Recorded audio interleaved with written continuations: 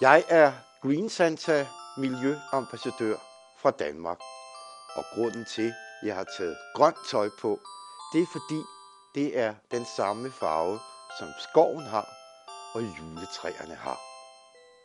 For hvis vi ikke passer på vores skove og på vores natur, så har vi ingen juletræer, vi har ikke noget sne, vi har ingen rensdyr og dermed heller ingen jul. Så derfor er det vigtigt at få gjort opmærksom på, at vi skal passe på vores natur. Jeg har også taget vandliljer med. Det er en gave til alle japanske børn og voksne. Til foråret, når I sætter dem i jorden, er de nemlig med til at sikre, at jorden bliver rigtig, rigtig sund.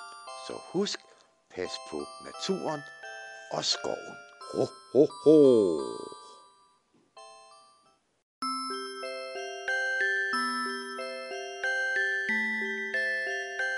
Ja, Danmark er kendt for vindmøller og alternativ energi.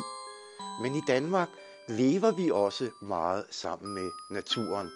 Blandt andet har vi skovbørnehaver, hvor børnene, der normalt går i en børnehave, kommer ud i skoven og lærer at leve sammen med naturen. Så hver eneste dag tager de ud i skoven eller måske ud til stranden for at kigge på alle de dejlige ting, der findes i naturen. Og det er hvad enten solen skinner, det er regnvejr eller det er snevejr.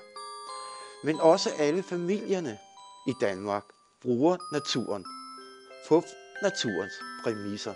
Vi går tit en tur i skoven eller i stranden, og på den måde lærer vi også de helt små børn om, hvor vigtigt det er, at vi passer på vores natur. For husk, det er jo børnene, der er verdens fremtid.